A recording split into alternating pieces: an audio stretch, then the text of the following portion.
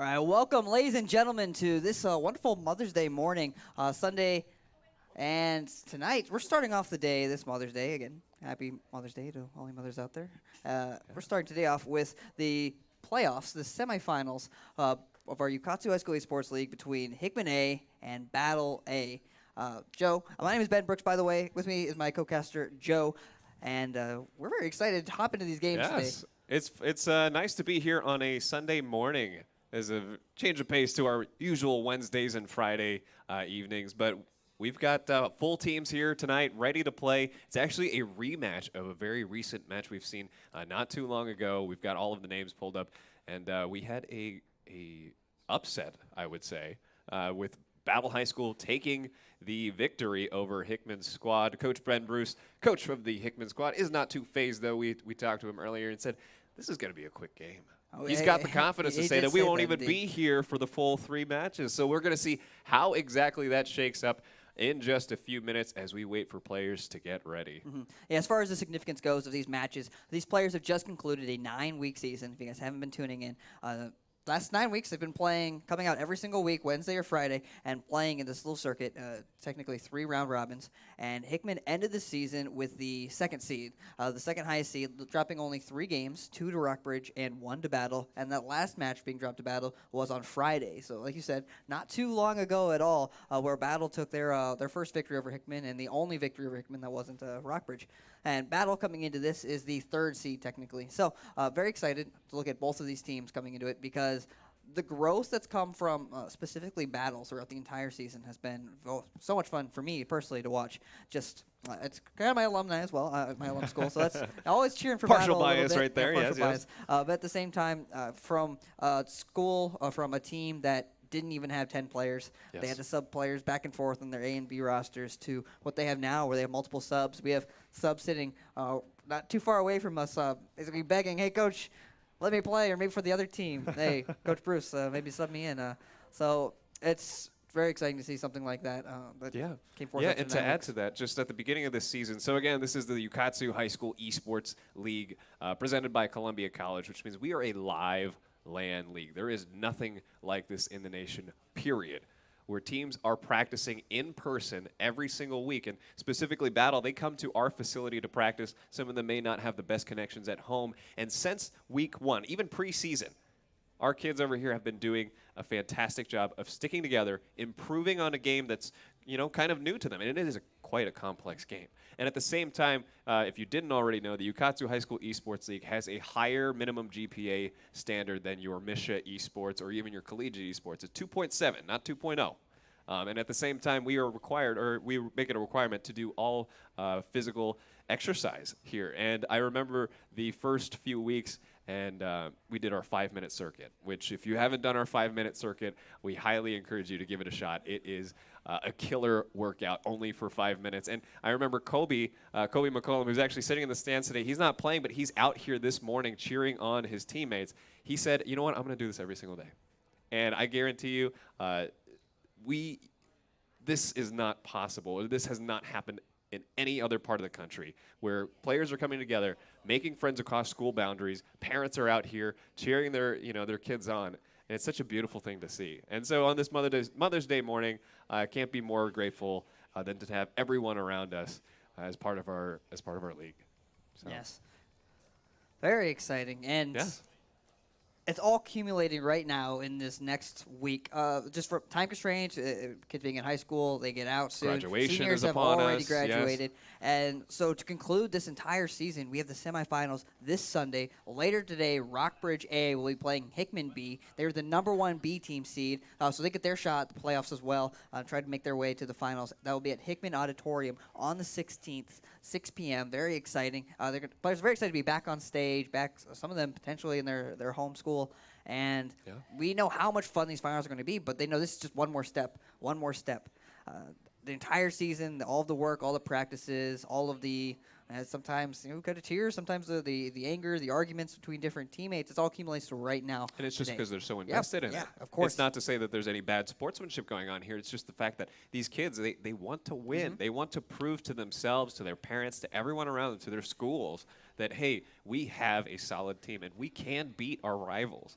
You know, it's so funny that the Providence rivalry, the Hickman versus Rockbridge, is still alive and well when it comes to esports, more so than ever. And at the same time, they're also friends. They're hanging out after school, after these games. They'll go next door to Your Pie, not sponsored, but they'll go, have some pizza together, and it's so fun to watch them interacting in a live setting. You know, getting out of their houses, not playing at home, but playing in a physical setting, hanging out in a physical setting, being social. So. It's very, very, very cool. Touching, yeah. I'm getting too sappy and sentimental here. I wanted to make a point, actually. Again, this match was played Friday where Battle did manage to pull the victory over Hickman. But again, we noticed a few things coming from Hickman's squad. One, there was a little bit of testing going on. They knew that game did not decide who went to semifinals. So it was an opportunity to experiment. We saw Matthew Gosubat playing Twitch, who did a fantastic job early game, securing so many kills to the point where he was testing out 2 versus 1 scenarios, flashing. You called out that flash in the topside jungle, but he's definitely tested his limits as the character. We may see a Twitch tonight or on Wednesday night if they happen to make it to finals. And at the same time, we also had lane swaps coming from jungler Bozen Ren and mid laner Hao Huang. Tonight, they will be playing their respective original roles. And I remember not too long ago as they were doing their pro draft phase, Ben Bruce was talking to the kids. Kids are saying, "Oh, we should pick this champion because it's kind of fun. We should pick this champion." Ben said, "No. This game is different from Friday. This is the serious one. We want to win this one as quickly as possible." It's true, yeah, exactly. And move on to finals. When it comes, except for the Providence rematch, it's the rivalry between Hickman and Rockbridge that is so tight. And that was something that Rockbridge was so focused on at the beginning of the season. Practically the entirety of the season was catching up to Hickman. And throughout the season, they've actually surpassed them, at least on the scoreboard, because they did lose the entire exhibition season, the matches that were played last fall, and Hickman won those 3-0. So it's very exciting to see Rockbridge grow as much as they did. And very interesting also to see Hickman in this situation. Like you said before, though, they did lose that game on Friday with different roles, with a substitute as well.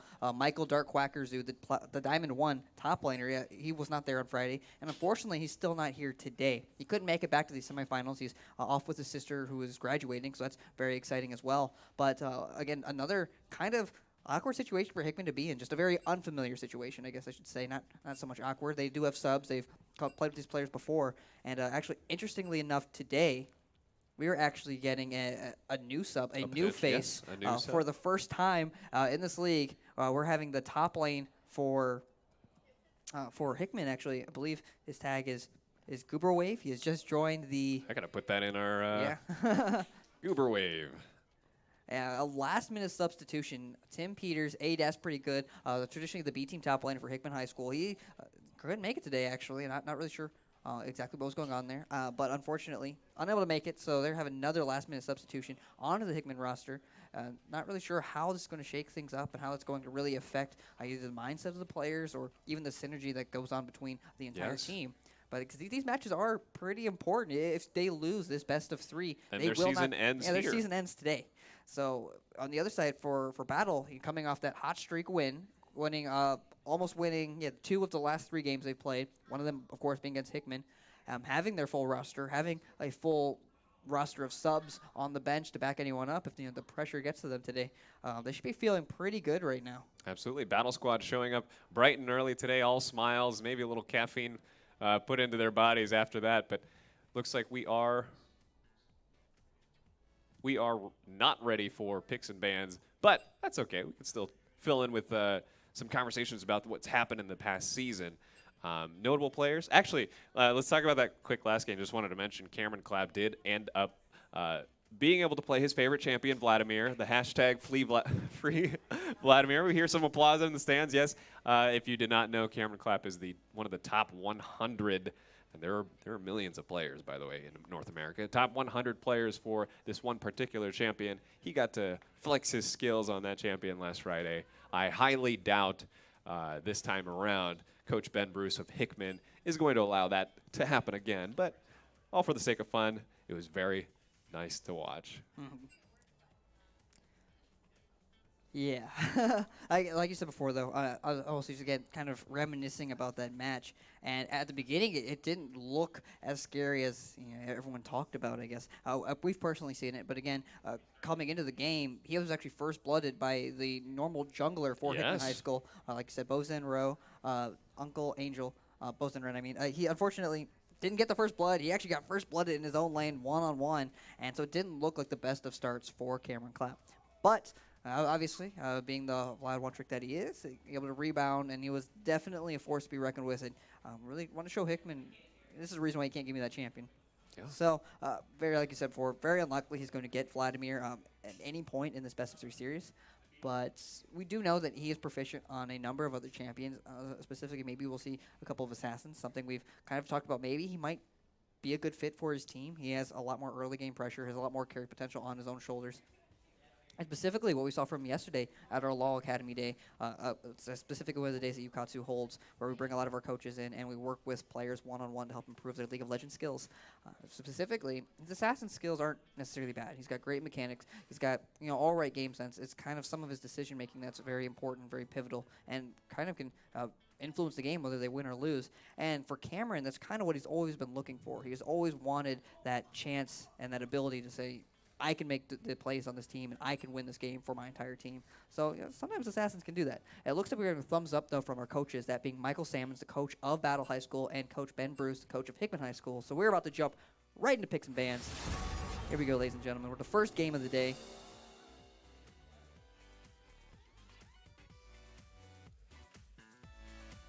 I'm absolutely livid.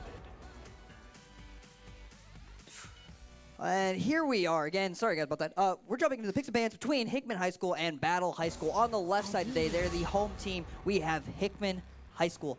They were higher seeded in the standings, so of course they get the home team. They get the first pick on the blue side. On the red side, which is the right side tonight of the lobby, that is the Battle team. They are technically the away team. I get it kind of confusing for those in the audience here live because they're seated on the wrong sides. But yes, Battle is the away team. Hickman is the home team. First bans coming away from Hickman against Battle. They're meaning they're picking champions that they don't want Battle to play. The Vladimir and the Riven. Those are two champions that the Clapp brothers specifically, that being Gabriel Clapp at the top lane. Targeting the siblings on the team. Yep, and Cameron Clapp in the mid lane. Two champions they're very proficient on, very comfortable on. They want to take those away, and I think those are excellent bans to start off the day with. And right back at the Hickman squad, Battle decides to ban Janna, Kaisa, and J4, all targeted bans towards the bottom lane and the jungler. Again, these kids have played each other online and offline for about 10 weeks at this point, so they know which champions the other team is most comfortable with, and they're banning that right now. They're not really going for the meta bans per se, but with experience of playing in a closed league like this, it's very fun to see who they decide to target and what picks they don't want to play against. Mm-hmm. Yeah, that's something interesting enough. I was kind of thinking about that when Battle played them on Friday, throwing out so many of their comfort picks, like the Riven in the top lane, maybe showing that might have been maybe not the best of ideas because of that, Hickman knows they don't have to test that in the first game here. They can just take that away. They already know they don't want to play against it. So it's something that Battle doesn't have in their pockets for this series. In the mid lane, a very interesting pick coming up for Hao Huang. The Karma pick, traditionally kind of a support, can deal a lot of damage, very pokey, but really provides a lot of shields and support for his carries. Going in the mid lane, traditionally we've only seen him play Lux, we've seen him play Ahri, and that's about all we've seen from him this entire season. So Karma, very first time Karma for him, first time in this league, specifically in the mid lane. So it's going to be very exciting. I assume they're going to have a very carry-oriented bot lane because of the protection that Karma can provide. I'm going to assume that it's going to all be about GhostedBot, Matthew Perkins in the bot lane. So I wonder what he's going to pick down there, because I think that's what the comp is going to be positioned around. Right, and let's not forget the interesting mid lane pick for Battle High School. Cameron Clapp, a.k.a. Ruling Ocean, decides to go with the Annie pick. The character is actually a little girl carrying a teddy bear, and she summons fire abilities like fireballs and fire spells, and can actually summon that teddy bear to reanimate and deal massive damage. It's a very safe pick, but a very comfortable champion for anyone who has played League of Legends for over a year, I would say, and can do a lot of damage, whether it's stun, whether it's crowd control, whether it's disengage or engage.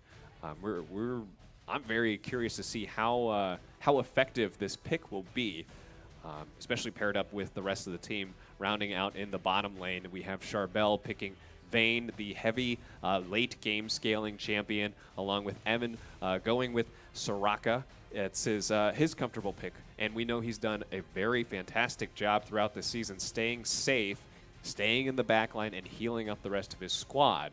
And there are actually a couple interesting picks for Hickman's bot side, too. I'm sure you want to talk about. It's a very different look from what we saw Friday. We're seeing a support and a mid lanes whose sole job now is to protect that AD carry for Hickman High School. Twitch being played by Matthew Perkins goes to bot once more. We saw how proficient he was early on. We saw his ability to dish out the damage. And like you said before, he was testing his limits. He was playing frontline, kind of not playing Twitch the way he's honestly supposed to be played, but just trying to deal as much damage in disadvantageous situations as he could. But tonight, he's got two members of his team, that being the Karma and the Lulu, being played by his support, Renee Tellman and Hao Huang. Those are two champions that can deal basically, or I shouldn't say deal, but give Gosubat a tremendous amount of protection. Crazy shields, crazy buffs, and it's all to keep Twitch alive. So in these team fights, I don't think we're going to see as much of Gosubat going off on his own, going lone wolf, going rogue, and he's going to be much more focused around his team, because together as a group, Hickman's squad is going to be very, very difficult to deal with. Now, one of the things I'm very excited to see if they can pull it off for Battle High School would be the Wombo combo that is a Zach, played by Anusa El Wali, jumping in, using the flubber-like character, and using his ultimate, which pretty much he squishes to the ground, collects everyone up, and pulls them in any direction that he pleases, and groups them all together, leaving that as a perfect opportunity for two things. One, the Shen taunt up in the top lane, played by Gabriel Clapp. Shen is a ninja tank character that can taunt every single one of those champions that he darts across. And at the same time, Cameron Clapp, again, using his Tibbers ability, that is summoning the giant teddy bear creature, fire teddy bear, I should say, dealing massive amounts of damage. If they can pull that combo off, I think huge things are going to swing in favor for Battle High School. We'll see what happens, though, in terms of positioning. Yep. Hickman should know that this is not a team composition you want to stay in a choke point with, not a team composition you want to stay grouped up or stuck together with, because they could end up in serious trouble if Battle does manage to pull off this combination. Yep, I would like to have seen a more mid-game focused AD carry here, because the question is going to be as well, even if they land that Wombo combo, are they going to be able to break through the protection that is the Karma and the Lulu if Hickman plays it correctly? Again, I think it's going to be all about these AD carries and their positioning. If Ghostubot positioned out of line even once, that's a death for him, probably the death for his entire team when it comes to what his role is for the squad. Same thing for Charbel, though. He is the main damage dealer, the main DPS dealer in this squad. Soraka's entire job is to keep him alive, but that's less bursty kind of heal, a more sustained heal over time. So it's going to be very, very different. It's going to be a very difficult fight for both these AD carries to position properly and not get assassinated by each other. And very interesting look for the top laners, though. Again, for the first time, we're seeing Goober Wave, that being Hunter, being a last-minute sub, never played before in this league, and just rusted the stage today. So I'm very excited how well he does, especially on a Swain pick. It's not necessarily a tank, so it's not as simple as plugging and chugging and kind of just slapping away at another tank in the top lane. He's actually got a very pivotal role in this team, and he can actually deal some good damage and potentially carry his squad as well for that Hickman roster. Yeah, Shen's abilities, his ultimate, able to teleport to assist any one of his teammates on any point of the map.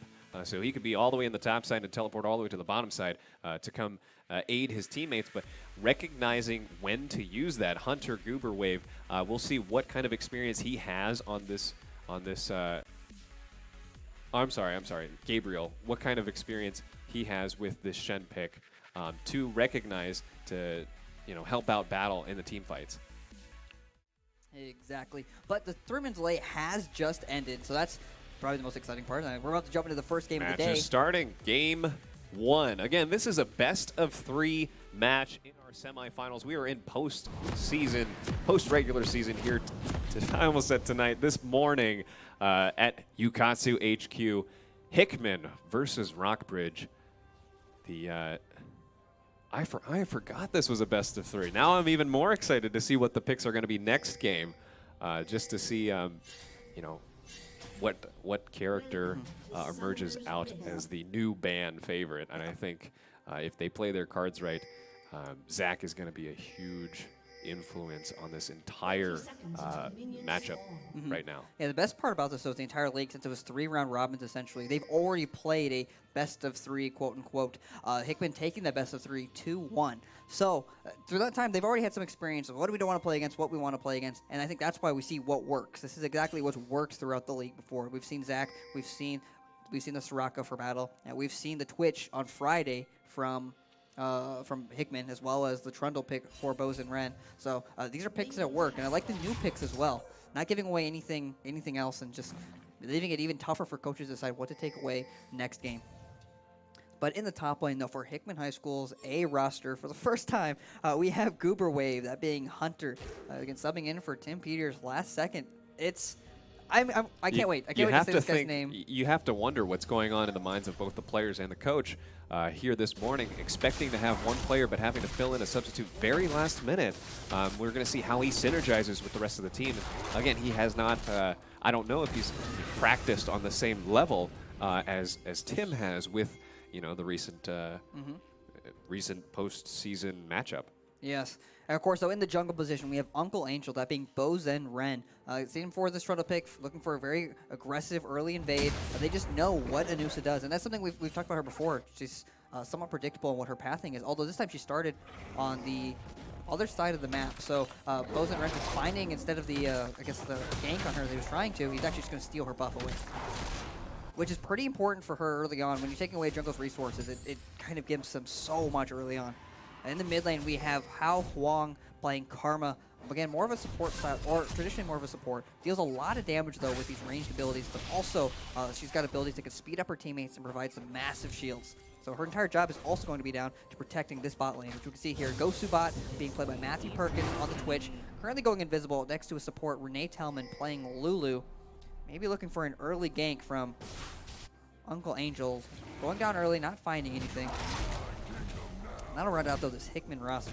And as for Battle Squad, in the top lane, we have Gabriel Clapp, the older of the two siblings, Fateful Salmon. He is playing Shen tonight. Very influential, impactful character in terms of global pressure. And then, of course, in the jungle position, we have Anusa El Walid, a.k.a. Scrumpy, playing one of her favorite champions, Zach, the flubber-like dude experiment, really, in the game.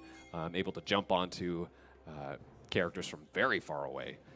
Then in the mid lane, we have the star of the the star of the Battle Squad, Cameron Clapp, the younger sibling of the Clapp brothers. He is playing Annie tonight. Again, little girl carrying a teddy bear. That teddy bear will be animated at some point to deal massive amounts of damage.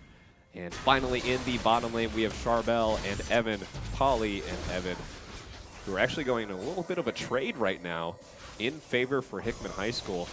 Polly is playing Bane, a very hyper-carry, late-game scaling champion. Evan playing Soraka, I would say your pinnacle healer type of support character. Supports in this game have a specific purpose. There's a lot of them that heal, there's a lot of them that give shields, like we see for Hickman Squad, and also just a lot that provide crowd control effects like stuns and roots and knockups. Yeah, very difficult lane for Mr. Charbel Abhan in the bot lane. If you're looking at that traditional matchup, the Vayne, the Soraka, into a Twitch, into a Lulu, the bot lane for Hickman High School just puts out a little bit more damage early on. And if he doesn't play it safely, he's going to get bursted. And that's just damage that specifically the Soraka just can't heal quite as quickly. Again, those are more sustained heals compared to the shields, the burst kind of protection that comes out from the Hickman squad. So he's got to play a little bit safe because he's very, very weak early on. Interesting enough, though, when we were talking about the players and talking about who Gabe was specifically, Goober Wave doing an excellent job kind of poking him out, forcing him to recall pretty early. He is down in CS, but we're seeing pretty good trades coming out from the top lane, especially for a first-time player. No nerves, it looked like, early on, walking right into those trades and trying to put him low. Scrumpy now made her way to the bot side of the map, potentially looking for a gank. Goes to bot up a little far. We're seeing the slingshot coming in from Scrumpy. Lands onto Renee Tellman. She goes real low. Has to flash. First blood, though, going over to Charbel. Flash followed up from Polly. We're seeing the great connection between Scrumpy and another minion.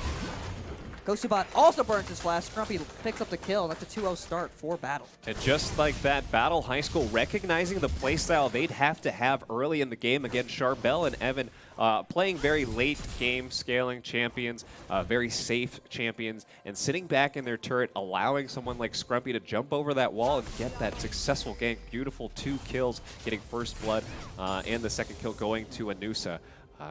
Yeah, but that's very big. Very big play for Battle High School. Yeah, like I said before, there comes the bear coming out from Ruling Ocean, flashing, not going to get enough damage though. Tibbers trying her best, trying his best, not really sure what the genders of the bear actually, to smack away, get the last hit onto the Karma, not going to land it though, but he will force How out of lane. I think that's the best part though about the bot lane for Battle, like you said before. They want to get them ahead because they're very weak early on, and the aggressiveness that just is the Renee Tellman, is the Matthew Perkins bot lane. They're continually pushing up, and if they don't ward this spot right here on the map, that's where Zach will continue to gank from over and over. And because the bot lane from Hickman High School loves to push up so far, if they don't keep that warded, they're going to be punished for it time and time again throughout this laning phase. Yeah, I just want to make a quick note. Huge kudos to Evan, who is a newer League of Legends player in this bot lane. If you compare his experience to all 3 other players, he's at least, what, a year behind, yeah, you know, a year behind, newer. yeah. I shouldn't say behind, but I recently talked to Charbel, who is his bottom lane buddy, and he says, Evan is such a great listener. He's picked up this game at an accelerated rate. Without playing on, if he were not to play on the high school esports league, he wouldn't have had this mentorship from the rest of his battle squad to be able to play with this much discipline. You know, traditionally, if you're a newer player, you kind of just think, oh, I want kills. I want to, get as many kills, do as much damage as possible. But with the discipline of, a bot lane buddy, I think 2 games happening simultaneously in the top lane. Scrumpy trying to knock down Goober Wave, but in the bot lane, we see a lane gank coming in from Uncle Angel. That's just traditional gank pass. Goober Wave, though, excellent turnaround in this 1v2 situation, popping the passive onto Anusa Elwell lead Scrumpy. She's going to survive, though. This is what Zach does when she goes real low, turns these blobs, they come back together, she recovers that amount of health. But Hunter, Goober Wave, doing an excellent job surviving in that 2v1 situation. In the bot side, though, we're seeing a 3v3. Evan Young getting caught out a little too, getting caught out there by the AD carry and by the Trundle, the jungler for Hickman High School. We're seeing the ultimate come out from Fateful Salmon. Not going to trigger in time, though. That's Stand By Me. I don't think that's something with the ability. But either way, he put a big shield around his teammates. United. Yeah, Stand United. I don't know what I was ability. thinking of. Stand By Me sounds so much nicer, though. I think that karaoke that we did before My bad. got to your head. Either Meanwhile, Hickman High School capitalizing on the recent takedown of the battle support, now going for the first dragon objective of the game. This will be a secured Earth Drake. Of course, the different elements of dragons have different properties, this one being more damage to towers and large monsters. But something has also happened. Yep. So the bot lane, or the mid-jungle duo of Battle High School does find a kill on the mid laner of Hickman. File Huang, the 3 members of Hickman High School rotate up from the Dragon. That's the jungler and the bot lane to pick up the kill onto Camera Class in the mid lane. So he already used that giant bear, which again is a huge area of effect, point and click. Pretty much secures you a kill if it's a one-on-one situation if they're caught out. But because he didn't have the ability later on, and Anusa was already leaving, he gets caught out, unable to escape from the rotation from Hickman High School. So that's a really good look from Hickman. Great job knowing that they have the damage, they have the ability to lock him down and find a return kill. So even right now it's 2-3 in favor of Battle. Hickman High School has started to pull ahead in gold a little bit. They have the first objective, that Earth Drake, like you said, and they're up by about 400 gold. Otherwise, though, relatively, this game is pretty close. Yeah, this is exactly what we were hoping to see, a close game between Hickman and Battle this morning. And that's exactly what we're getting as we approach the 10-minute mark. And I can tell that Cameron in this situation is trying as hard as he can to get as many kills early. He wants to be fed, and so what fed means is essentially he wants to get ahead in kills and in gold and experience so that he can start pushing this wave against Hao and start roaming. But with Hao's pick of Karma, Hao will be able to reverse push these waves pretty quickly. Again, he's doing really well in this lane, already up by about 12 CS, continually poking down Hao. He's not finding the poke he needs, or Hao's not finding the poke he needs to keep Cameron in check. So Cameron really has full control over this mid lane. Might be seeing a gank, though, coming in from Uncle Angel. There is no ward here, so Cameron does not know that foe is sitting in that bush. We'll see what exactly transpires in the next few seconds as we see a ping coming in the mid lane. They're going in for this gank. Now Cameron identifying that he is being flanked right now. It does go down to Bozen Ren, who is playing Trundle tonight. He wanted to play Lee Sin, but Coach Brent Bruce denied him that right. Excellent pillar, though, by Uncle Angel. On this Trundle pick, he can basically spawn this giant pillar within a certain distance, and it's basically terrain, so it prevented Cameron from going anywhere. He actually opted not to burn his flash ability. Probably a good choice. Might not have been able to escape even if he burned that little blink. And so now it's 3-3, tied up in kills. Great pressure, though, coming from Uncle Angel. And now they're currently invading the jungle of the mid lane, or of Anusa. We're seeing a bot lane kill. Polly getting a kill onto Renee Tellman. Teleport coming in from Goober Wave, having to cancel it, though. Fateful Salmon used to stand united there to protect his bot lane in that 2v2 trade. Goes to bot, now forced to recall in a very unfortunate 3v1 situation. And that's something, like you said before, the Shen pick specifically is just something that has so much pressure across the board. His ultimate allows him to travel from one side of the map to the other side of the map. That's legitimately travel from one side of the map to the other while also shielding his teammates. Now it's kind of a base race between these two rosters. Who's going to select the first tower? We see the top laner and the jungler for Hickman on the top tower of Battle. And then the three members of Battle, being the bot lane and the top laner, trying desperately to take down that first tower in the bot lane. Yeah, Shen, the teleporting ninja, that's also the tank, just becomes such a great pick when you have spent multiple weeks playing with the same teammates right here.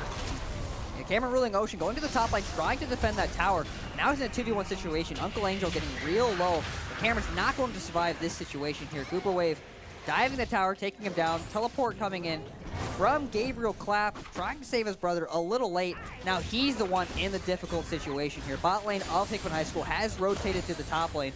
Gabriel Clapp is sitting potentially even in a 4v1, 3v1 situation. The first tower of the game, though, will go over in favor to Battle.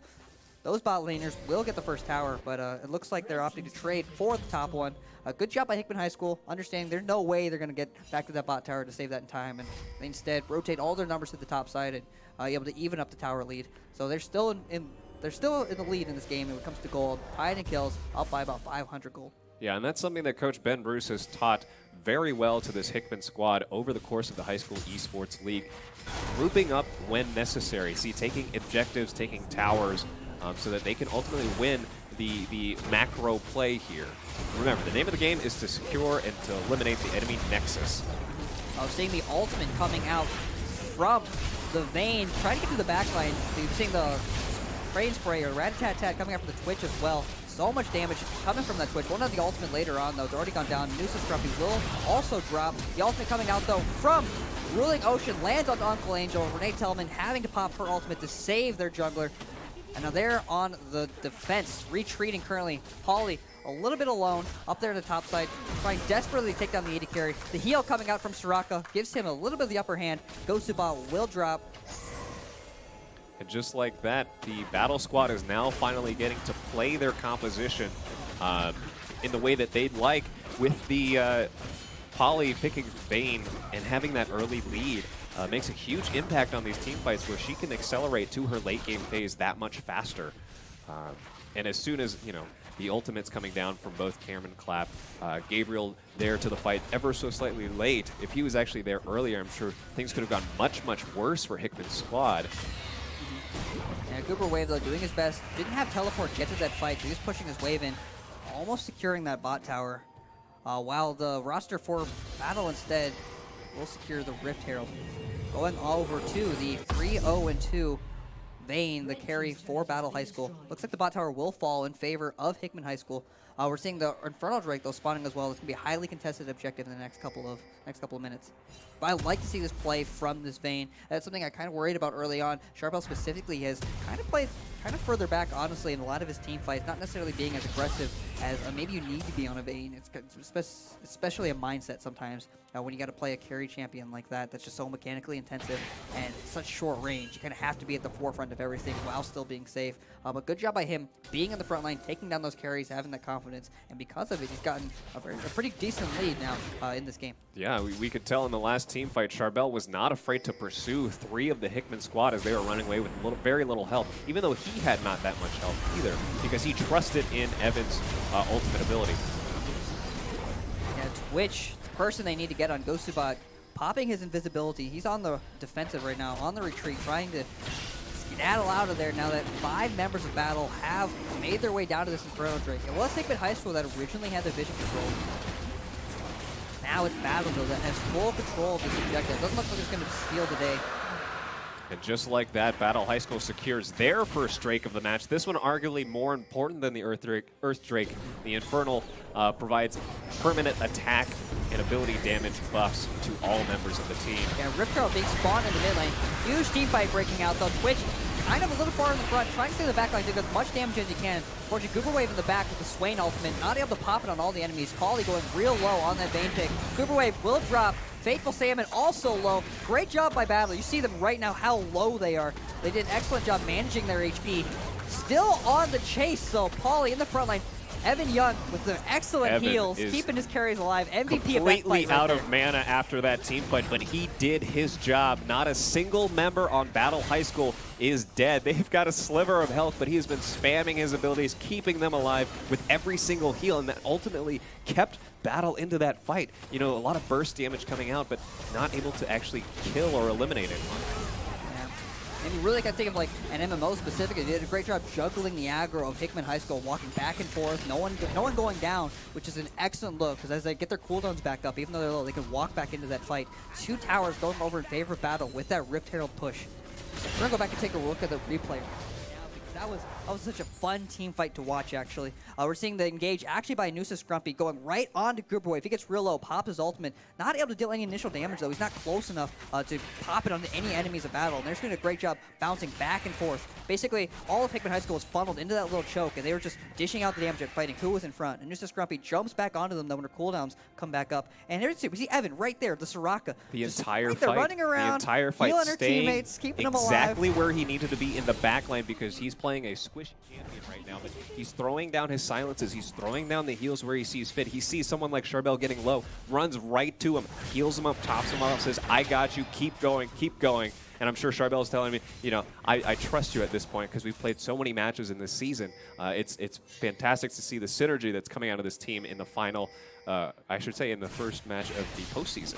Yeah, and a little ambulance character right there. It's really, really fun to watch. Great job, though, by Evan keeping his teammates alive. I hope his teammates recognize that. You know, supports save lives. Support save lives. And Evan is certainly doing that tonight, or this morning, on Mother's Day here at Ukatsu headquarters. Yeah, because of that team fight, though, now Charbel is certainly at a 5-0-3 on that Vayne. Very, very strong. About to complete his second item. Again, this is a character that scales well late game, meaning the longer the game goes, it's interesting when he gets better items. He's just stronger and he has more items. But because he's so far ahead early on. Holy moly, Cameron Clapp finally using his Tibbers abilities to pop the enemy AD carry. That would be Matthew Gosubot Perkins. Yeah, you The just saw fight how continues fast that on. was. None of his supports that are there to save him, Wow and Renee, that being Cookie, Renee Tellman, they were both standing right next to him, unable to shield him though before he just instantly went down to Cameron Clapp. The Annie pick really coming in clutch right now, just instantly able to isolate a target and blow them up. And what was great about that fight is that Battle has displayed that they are even confident without Charbel being in that fight. Now he is rejoined and now obviously taking his own picks right there, but Gosubot, Matthew Perkins, not respecting the super amounts of damage that Cameron Clapp can dish out. Yeah, Battle High School has broken into the base of Hickman. About to take down the first inhibitor tower. Now we're seeing the ultimate from the Twitch, the spray spray coming out. It basically increases his range, deals bonus damage, and his auto attacks go through champions. So he's able to deal massive damage to the entire enemy team. No one's able to lock them down though, so all of Battle's just able to walk out scot-free. And they have a 7-kill lead now in this game. 5,000 gold ahead, 2 towers. Didn't quite secure the inhibitor, but they did break open the base of Hickman. Absolutely. And this is a very good look, a very good position for Battle to be in right now. Yes, they have been planning all week. You know, with Coach Sam, they knew that they were the underdogs of this game, even going into Friday's matchup. But that has not stopped them from trying their hardest to win this match tonight. And to be honest, Ben, I thought that the substitution, the very late substitution in the top lane would be a huge factor in the outcome of this match, but we can see that Hunter has actually got the most farm in the game. And he's done a fantastic job in the top lane, I would argue, providing pressure, securing his first turret, and it's actually the kudos goes towards Battle's synergy right now. Battle's ability to make the micro plays in these team fights. And I can't commend them enough for stepping up to this occasion in the postseason match. Yeah, exactly. Specifically, I'd say they took a page out of Dark Whacker's playbook, that being the top laner, the traditional top laner for the A-team roster of Hickman. The pressure that was coming out from Gabe, that once he got his his Shen ultimate ability allows him to teleport to the other side of the map, and that's what he did. As soon as he got it, he was on the bot side of the map multiple times, and that's what allowed them to secure that early pressure onto Charbel, getting him those early kills, and they pick up the early tower, which really set the tempo of the game for Battle High School. So props to Gabriel, not necessarily for winning his lane, but just doing what his champion's supposed to do. He's traditionally played more aggressive style carry types of champions, and tonight he's playing a much more tanky, supportive champion, and he's filled that role perfectly. And at the same time, I would say that it's up to Battle now to provide as much pressure on the map to keep this advantage that they currently have, keep their very... I was about to say exactly that. As long as you can know where the Twitch is, lock him down, that's how you win these team fights. Because Hickman's not out of this game yet. When you have that Twitch combo, when you have a Twitch, the Karma, the Cookie, not the Cookie. I called her by her name, that being the Lulu pick specifically. They can keep that Twitch alive in these team fights, and he can carry these fights. But not if he's dead. And just like that, Battle High School has secured their second Drake of the game, identifying that a majority of Hickman's squad is hovering around the top side with Cameron Clapp, who may actually be running into a little bit of trouble right now. Oh, but there comes his brother to save him, to stand united, giving him enough shield to stay alive. Ruling Ocean on the retreat, but Hao Huan picking up his first kill of the game, sniping him down. And out of position is Charbel in this instance. Will he get picked off or sandwiched? No, not quite. Oh, Gosubot. Almost in a sticky situation there, though. Charbel will pick up the kill onto Uncle Angel. And they're heading straight for the inhibitor. They know Hickman High School is stuck kind of in their jungle. They have the advantage, the wave advantage, so they're able to make it to this inhibitor and potentially knock it down before Hickman's even able to respond. Gosubot currently invisible, trying to get onto Charbel. Not going to take the fight, though, with the top laner of Hit Battle standing right there. Teleport being channeled by Ruling Ocean. He's coming in hot. All right, it's 5v5. The inhibitor has already dropped. Ruling Ocean is back. Uber Wave getting real low. Pauly almost diving to catch him. He has to flash out instead. And that does become a double kill for Cameron Clapp, who is now starting to ramp up as Annie, able to blow up multiple members of the team. In this case, picking the right champions to blow up. This would be Twitch and Lulu. That would be Matthew Perkins and Renee Tellman. And now the onslaught continues for Battle High School. They have not backed in quite a bit, but they continue to push down the bottom lane second-tier turret. Yeah, currently Charbel's sitting on 2,000 gold. That'll definitely complete his second item and give him a good chunk of his third item. About to hit a very large power spike here. Looks like Battle will decide to reset after a little bit of probably hyphy play from Cameron Clapp, trying to test his limits as Annie right now, seeing who he can blow up. And it's like, it's very unfortunate for Gosubot. Again, hope the pressure doesn't get to his shoulders, as he is specifically one of the team leaders of their roster. But specifically, he's one that's traditionally kind of been the shot caller from what we've heard before. And on this pick that is Twitch, it's really on his shoulders to carry this team. Just like damage-wise perspective, it's just his role. And Cameron's doing a great job isolating him, locking him down, and not giving him a chance to deal the damage that he needs to. And I remember Cameron asking us earlier this morning, Banjo, what's an assassin I can play? You know, if you think of assassins, you're not thinking someone like Annie. You're thinking someone more like a Zed, a Talon, what was the other pick? A LeBlanc that can pop in, you know, eliminate an 80 carry and pop out. Annie, in this case, is probably one of the more underrated quote-unquote assassins with her combination of, you know, ultimate QW abilities. And he's playing that very well tonight. Or this morning. Yeah, it's very I should say it's not even early. That's just it. It's not even early. But at the very least, though. Battle High School now chipping away at this Baron objective, but all of Hickman High School is here, or at least nearby, to potentially fight this. Unfortunately, though, there are a large wave of minions, though, pushing down into the base. Cameron Clapp does get caught out. Will get popped by Hunter Goober Wave. The Baron objective will go down for battle, and now this fight's breaking out.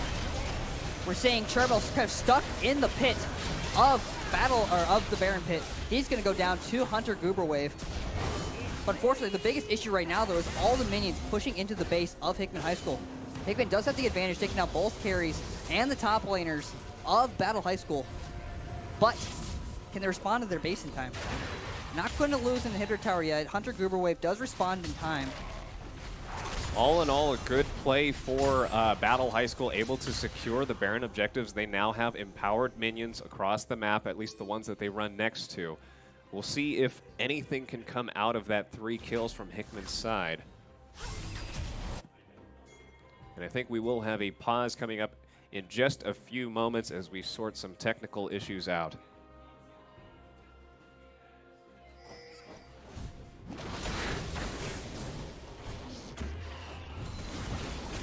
Yeah, but a pretty good swing, though, in favor of Hickman High School after that turn of events.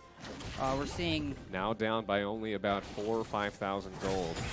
Blue team's turret has been destroyed. Yeah, good turn at the Baron. The Baron will be picked up by Battle, but those return kills, though, kind of prevent Battle from pushing too hard. Not all their members will have the Baron objective. Only 2 of them will have it left. And when you have the Baron buff, it allows you to push down waves a little bit quicker, allowing you to end the game even quicker. Right now, though, we see 3 members of Battle currently grouped in the bot lane, trying to push that wave in. We will see a pause right now.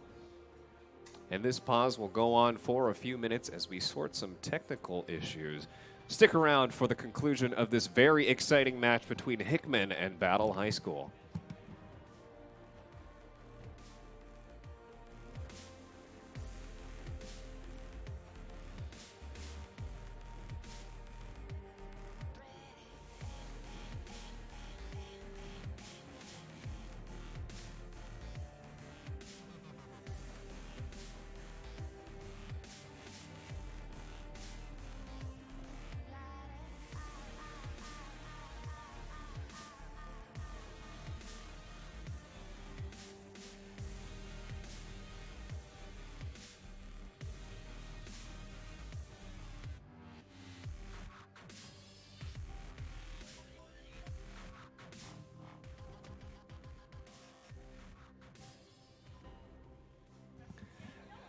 All right, us casters are back. Sorting out a quick emergency.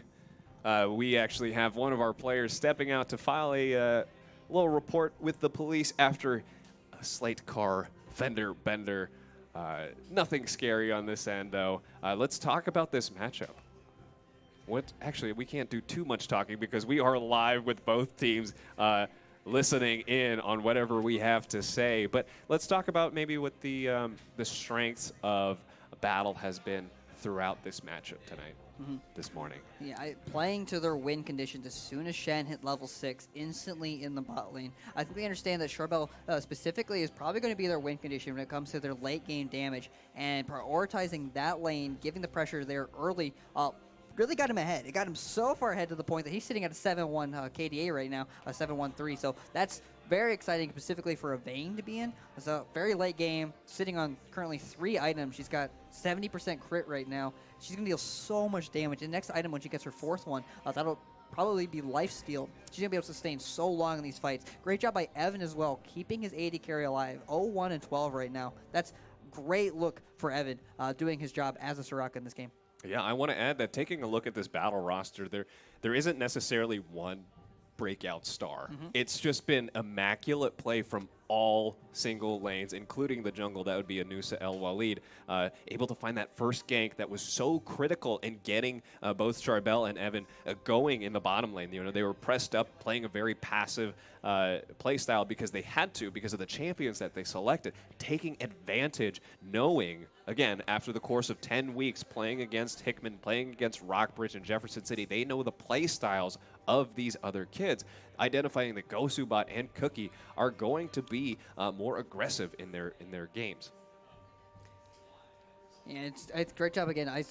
Playing to their win conditions and knowing what Hickman's win conditions are. And that's when it comes down to Cameron Clapp. Great job, always Yes. isolating. He's died 6 times for it. He's 6 of his team's 11 deaths. But he's played a very pivotal role in isolating Matthew Perkins, that being Gosubot, and taking him entirely out of this game. Hey, we said it here. Assassin Annie is a thing. Whether or not you believe it, she doesn't need any invisible abilities or jumps in here or there. All she needs is a flash and a giant bear. And exactly that. Specifically for him, he's also going to be getting pretty strong here. He's got 2 very large damage items. From this point on, he can start building maybe more defensively. We see him pick up a stopwatch, that being an item that can make him kind of untargetable, untouchable, invulnerable, invincible, whatever you want to call it, for a brief period of time. And that builds into this item called Zonia's Hourglass. It allows him to do that every couple of minutes when it comes off cooldown. Very important item to keep him alive, avoiding damage from the Twitch, avoiding damage from Goober Wave in the top lane. It's a very good look for Battle to be getting to this point right now, because traditionally, if they were behind or even, they wouldn't be nearly as strong as they are now. But because they're such a late game scaling team and they're this far ahead, they're only going to get stronger as this game goes on. Absolutely. And let's not forget, though, all hope is not lost for Hickman High School. This is a best 2 out of 3. That is probably the best part of this match we have here on Mother's Day. We know that maybe we'll see some bans for Annie. Maybe we'll see some bans for Shen. Or on the battle sides, they'll know that Swain is more of a threat for a character, or I should say for a student like Hunter Gooberwave, who is playing his first match here tonight and doing a fantastic job. Currently 4 kills, 2 deaths, 0 assists, but also has the most creep score in the game. Yeah, essentially leading his team right now in kills, doing an excellent job pulling in, dealing the damage that he needs to. Very solid in lane, like you said before. And it's really going to be his job right now to kind of cover up for the damage that the How will not be dealing, that Gosubot's not be able to deal when he's having to avoid that Annie, because Swain does deal a significant amount of damage. If he can get onto the back line of Battle and just sustain up, that's something that Swain is very good at, just dealing passive damage, forcing Battle to focus on him, or to at least get away from him. That's going to put Gosubot in a great position to come around maybe with a flank and win some of these team fights. Yes, and one of the things I know that Coach Ben Bruce does such a great job in is getting his team back into it. Again, best of 3 matchup, even if they were to lose potentially a game 1 with 2 more games to go, he's probably feeling a lot more calm and collected than he normally would, say, if this was a regular season match where it's only a weekly best of 1.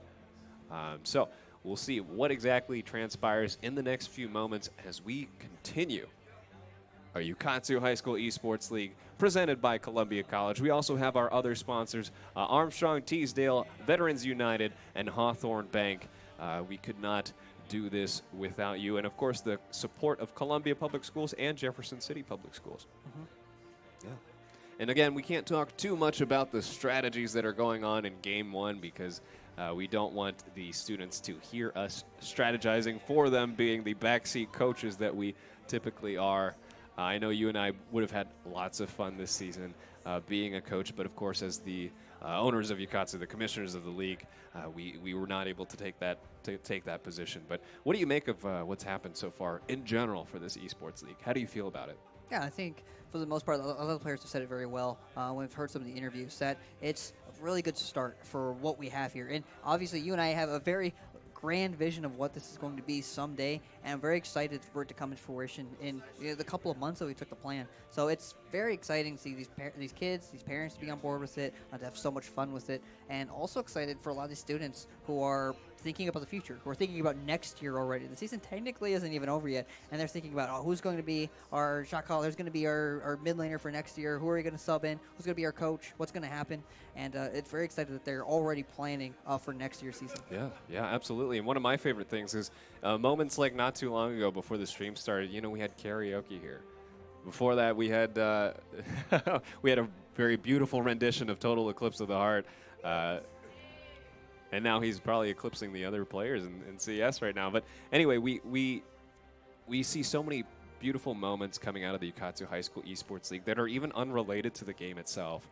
And with that, I'm super grateful to be able to build something like this. You said it was a great start. I think it's a fantastic start. And I think as a two-person team with very dedicated volunteers, we've created something, even if this is not the future of high school esports, I truly think that this moment in time is something that we can't ever forget or take away from us, from the students, from the parents, from the staff, from the teachers, from the sponsors that have all been a part of this league. Mm-hmm.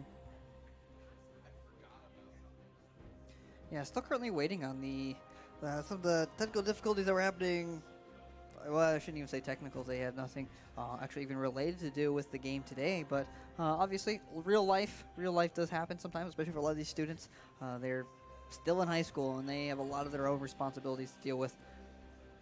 But at the same time, learning what it means to be part of an organization, and not just any organization, but a self-sufficient organization.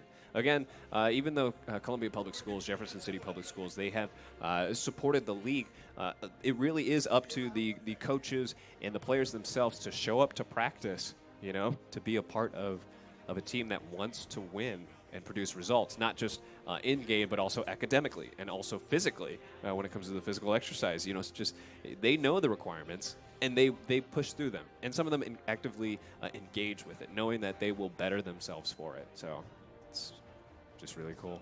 Mm-hmm. Really cool, man. That's all I got to say about that. I'm about to tear up over here, but let's talk about upcoming Ukatsu things.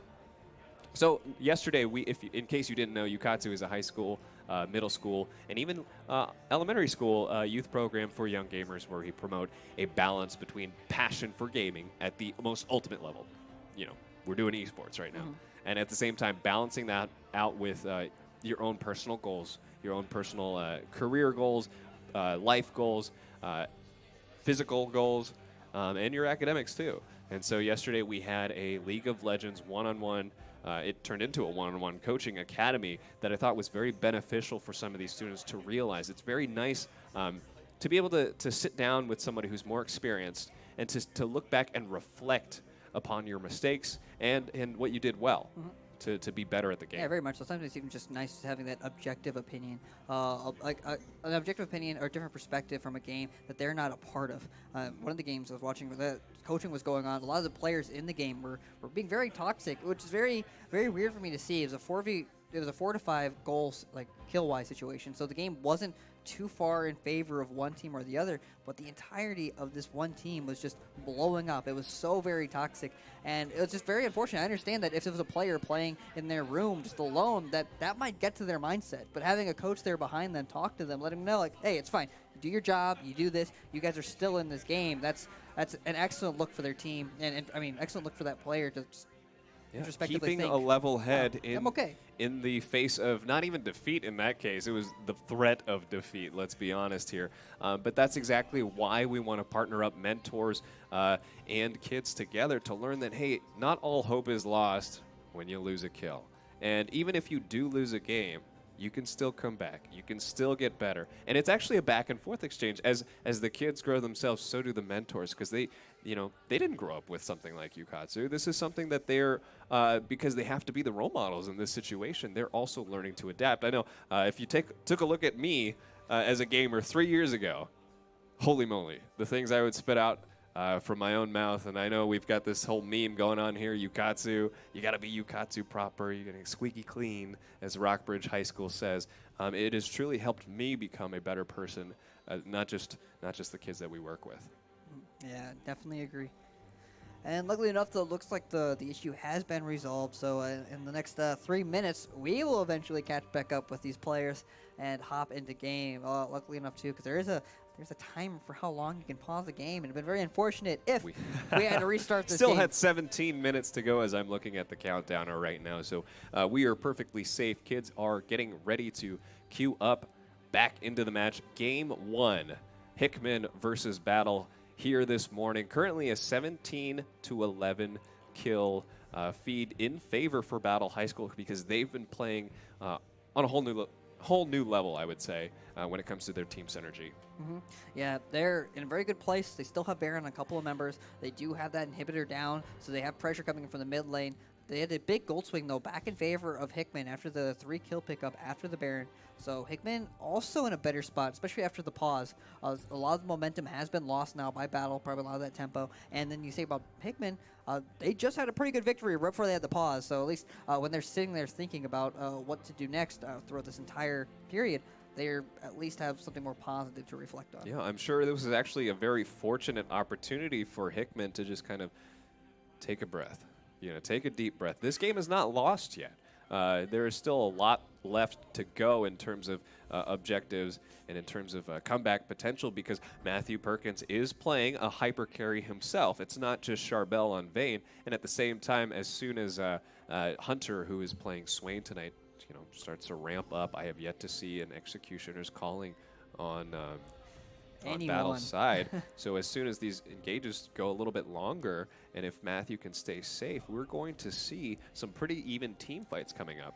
Yeah, this does very much remind me of a Team Liquid game I've seen not too long ago. There's so many healing champions on both sides, yet we see no healing reduction items on either roster. Evan Young, being playing the Soraka, his entire job is to heal people.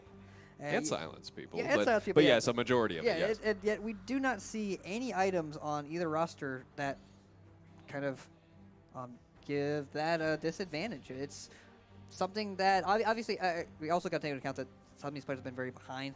They got to get their primary core items first. But you think about how effective Evan has been, you think that Hickman might have thought to Do we still have build. that replay of that last team fight? It was a beautiful replay that I think it's worth watching a second time. This is right around the 15-minute mark. You see Evan, who's so far behind, but he's doing his job right now, popping in heals every now and then.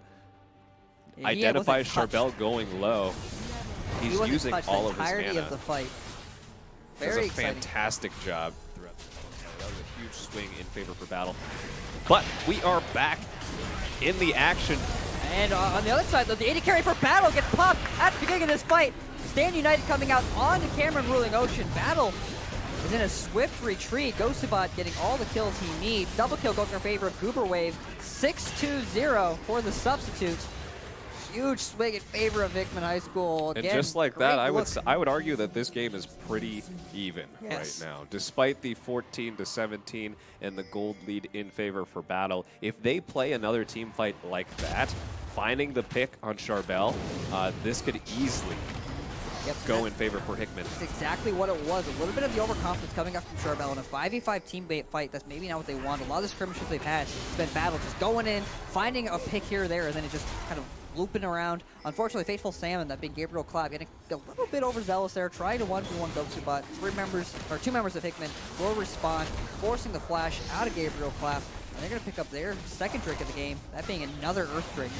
And I would say one of the easiest things for newer or, let's say, unchallenger level players to do is when they have a lead, it's the discipline to continue to be aggressive, but at the same time not be careless in their engages. Yeah, we did just see a teleport coming out from Cameron Clapp. They're trying to find a collapse onto this Hickman roster. They know they haven't recalled yet. Here goes Paulie. He takes down Ghostbot, Matthew Perkins going down, as well as Goober Wave. Hickman, or Battle High School, is still on the offensive, even after that defeat in that team fight. We're seeing Uncle Angel doing his best to defend his mid laner, chasing Paulie off. He's going to stay alive, though. Evan healing him back up.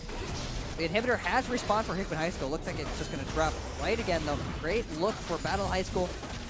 Not being phased by the lost team fight only moments ago. Teleporting right in again with return kills, knowing that Hickman hadn't recalled yet, hadn't rebought some of their items, or spent that gold that they just gained. And they're going to pick up another inhibitor tower, potentially the bot inhibitor as well. And you can tell definitely over the course of this Ukatsu High School Esports League, one minor misstep doesn't phase the team anymore. They don't shut down their communications, which is a tendency that you normally see with solo queue mindsets. Is as soon as something goes wrong, it's your fault. As soon as something goes wrong, I'm going to stop talking to you. I guarantee you they are continuing these communications, even despite that last team fight, bouncing it back. Beautiful teleport coming in for Cameron Clapp, trying to blow up as many characters as he can as that little Annie champion. Yeah, unfortunate Battle, though, might be making the same mistake. Only one member recalled after that one team fight. Charbel's currently sitting on almost 2,000 gold. School just farming away. With no objectives to take, though, hopefully they won't engage too hard. We see rotations in backs, starting with Evan right now. And I'm assuming Polly will also back as Cameron fills in the mid lane. Yep. If they play this correctly, resetting both the mid inhibitor and getting the bottom inhibitor for Battle High School, they have so much pressure now in the mid and bot lane. Their minions will push the waves on their own. So this entire battle team can just group in the top wave if they want to potentially close out this game. Yeah, or do exactly what they're doing right now, which is put Gabriel up in the top lane using his ultimate as a threat to just continue to put pressure on top while allowing even a little more pressure in the mid lane, like accelerating those super minions. All of battle now rotating towards the top lane, applying pressure to the one final lane that still has 2 turrets remaining. And a pause does come out. All right, we have heard that the issue has already been resolved, so we will bounce right back in not too long from now. But a very interesting sequence of events in this short break that we had between the first pause and the second pause, going back and forth here. Both AD carries at this point, their character, their playstyle is very unafraid to be assertive. And that's very exciting to see in this league. Yeah, Matthew Perkins on this Twitch pick again. Like we said before, we saw it earlier in the bot lane when Hickman was bouncing back. He has the damage necessary to really knock out some of these team fights. Had kind of an interesting build. The Yom was kind of slowing down his potential damage spikes later on, not opting to just rush right into the crit build, into the crit attack speed build. And so that was kind of an interesting look. I thought about that early on, and it might be impacting him right now. He might just not have the damage necessary to shred through Fateful Salmon, through Scrumpy, that being a Nusa and Gabe, who are very, very tanky right now. Also wanted to mention just the little things in League. You see that Battle High School applying vision denial in the topside jungle right now, putting wards early into the entrances, doing their job to protect themselves. I love that they're now picking up on these little nuances in the game because vision ultimately does grant you that advantage. And this is the final stand for Hickman. Right now, no immediate waves pushing into their base, so all 5 of them can defend this top tower. While on the other side, Battle doing their best to chip away at it. Luckily enough, their AD carry, or lucky enough for Hickman, the AD carry, that is Vayne, does have a lot of short range, or really, really short range specifically. So she has to walk up at least within ability range to deal damage to their tower. You can see Hunter, who is playing Swain, also aka Gooberwave, trying to find the pick, trying to find that rake in for Charbel, and if he lands it, this could spell huge trouble. But we do see an engage coming in.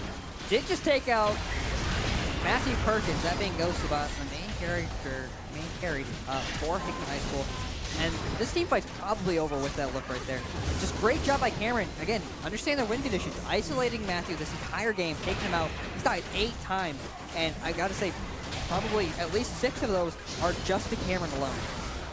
Great taunt coming out as most of Hickman's members are going. All of Hickman's members do go down, and that is it, ladies and gentlemen. First game going towards Battle High School. The Assassin Annie coming out to play for Cameron Clapp.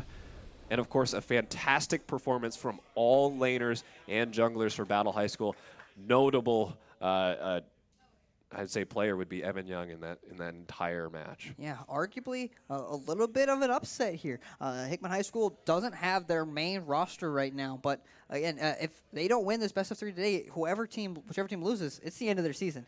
So that's probably got to be on the forefront of their minds here. But I know their coach has done an excellent job keeping them calm. We still see them smiling over there. Their players know what they need to do, what they need to improve on. Fear not. This is a best of 3 match this Mother's Day between Hickman and Battle. Don't go anywhere. Don't click off your browsers. We will be back in just a few minutes. And we're back, ladies and gentlemen, for the game 2 of this Hickman versus Battle semifinals. Very, very interesting start to the day specifically. Again, you're looking at Hickman High School. They had a substitute top laner already coming in. Dark Quack couldn't make it tonight. He's with his sister graduating. And then they had a substitute top laner when Tim Peters was a little bit late to the party today. So, but Tim Peters will be playing in the second game tonight. So that's a very good look right now. So But coming into this, though, how do you think Hickman's going to bounce back? So, I was paying attention to both teams following game one of this match that we have on this Mother's Day, and all of the talk came down to pick and ban phase.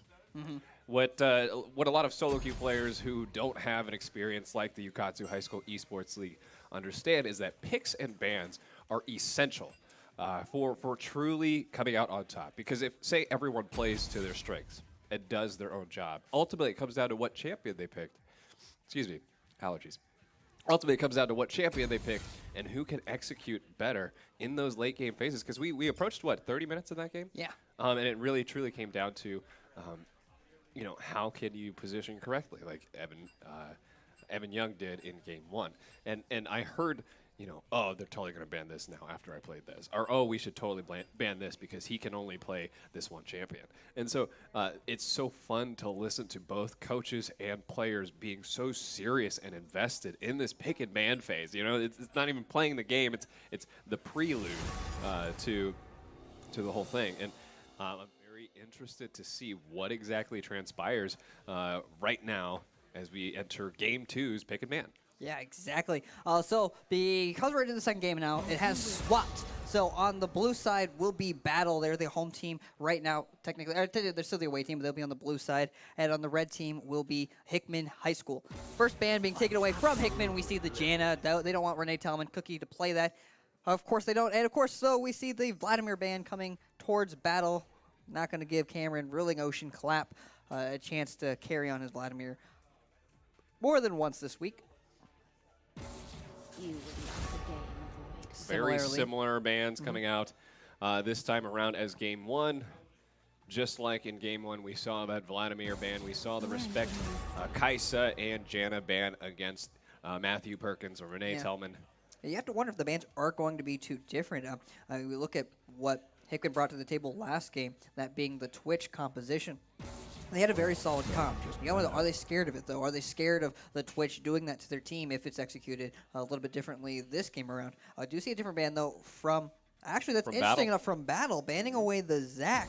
Comfort pick for Scrumpy. That's very interesting, actually. Same way we see the Swain ban being taken away from the red side, so they can't first pick it. So not giving Swain over to Cameron this time around. Fateful Salmon electing to go for the Aurelia pick, not the Shen this game around. Much more of a carry type of champion, which is, we'll see if he can step up to deal a lot of damage this game. I really like the Shen pick that they had last game, able to teleport to any one of his allies. And he quite honestly, in a lot of those situations, bailed players like Charbel, who went, maybe a little too aggressive at some points, but with the reinforcement of that Shen pick and the reinforcement of that Soraka pick by Evan Young, he was able to stay in those fights.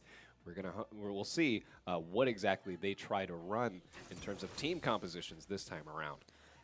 Yes, I like, though, the Ornn pick coming out for Tim Peters. ADAS pretty good. Back in the driver's seat, very comfortable pick for him. And same with Hao, going back on his comfortable Lux pick. For the first game, he did play Karma. Hadn't played that champion before. So back to a more comfortable pick, seeing the Annie being taken away. They don't want Cameron to play that. Very smart man, in my opinion, and so forces Cameron to play somewhat of a different type of champion, not as much of an assassin as much so as a consistently damage-dealing champion, the Medusa, like Cassiopeia. But this time around, again, we have Tim Peters, that's pretty good, back in his role. We've got comfort picks across the board so far for Hickman High School. I think this is going to shake up to be a very different type of match. Yeah, there's the Shen ban, so that explains why Fateful Salmon, Gabriel Clapp, is electing for the Aurelia instead. Kind of more his alley, kind of down the valley, what kind of champions he likes to play. Very much so known for his Riven. So see if he can perform on that Aurelia. Kind of a higher skill cap, higher skill ceiling, mechanically intensive. And but if he can perform, he's doing an excellent job. Maybe lock down the Lux, lock down the Ezreal, and a Fed Aurelia is very difficult to deal with. We see a Misfortune and the Morgana pick. Maybe, yeah, for Battle High School. We did see this previously on Friday, the Misfortune coming out for Pauly, that being Charbel. And honestly, I was a little kind of disappointed with the performance. Not to say he didn't play the champion well, I guess, or not to say that the champion was a bad pick, nor to say some of the ultimates, I believe, were a little bit mistimed. This time around, though, they have a lot more abilities to lock people down. I'd like to see Charbel, similarly as it goes about last game, hold on to your ultimate. Wait till there's a great opportune time to use it, and that's how you utilize your champion to the greatest potential. And if he is able to get a great misfortune ult, Winter locked down by the Sejuani ult from Anusa, maybe the Cassiopeia ult from Cameron Clapp, or even a Morgana stun, that's a free kill. So if he's able to hold on to it, I think I'll like this misfortune pick a little bit more. Yeah, and maybe after that first game, they all have that synergy. They're all on point to say that, hey, we can combine our ultimates together to truly make an impact in these team fights. And I think with a little bit of practice, and I think they leveled up. I don't know. I don't know about you, Ben. That's what I was about to say. They leveled up in their mindset. They always had that skill this entire time, as I'm looking Charbel dead in the eyes right now. But I truly believe Battle High School stepped up to rise up to today's matchup. And another point I wanted to make is the diversity in the champions that we're seeing now. Again, some of these players are formerly one-trick ponies. They can only play one type of champion, but after repeated bans going towards them, they quickly learned to adapt to the situation. Hey, I need to play more than just one kind of champion. It even spans beyond, say, control mages, assassins. We're even now finally starting to see somewhat of more aggressive junglers at the very late stage of the Ukatsu High School eSports League. So it's just so fun to watch the development in terms of play style and diversity in this game. I definitely agree with you. The adaptation that's evolved from a lot of these teams, from their compositions, and just from these players specifically. Look at Battle.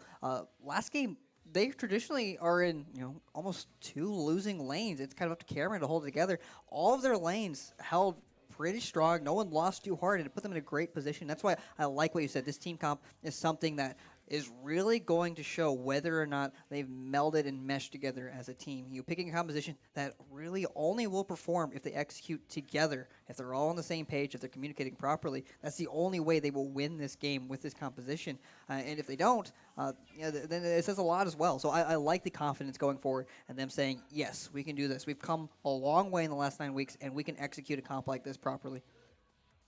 I do want to say one key pick in this entire matchup that I am very excited to witness is the mid lane for Hickman High School. That'd be Hao Huang picking his most comfortable champion throughout the entire season, Lux, able to lock down, stun, root, slow, and snipe any champion that he does land these skill shots on. He has been playing very cleanly on this champion. I'm surprised, honestly, that every single high school, not just Battle, but even Rockbridge, Jefferson City, has neglected to ban this champion from Hao, because I'm sure we're going to see later on in this match, even though it may not seem like he's making these incredible outplays or doing huge amounts of assassinations or damage, he does become a very rock-solid backbone for Hickman's squad when he has this character in his hands. Lux, again, when you play like Hao does, when you play as safe as he does, he's never going to get picked off. He's never really in a position to be a detriment to his team, and he just provides stuns, he provides wave clear, and at later points in the game, it's a free kill if he lands his Q, his binding. So he just provides so much for his team without demanding much in return.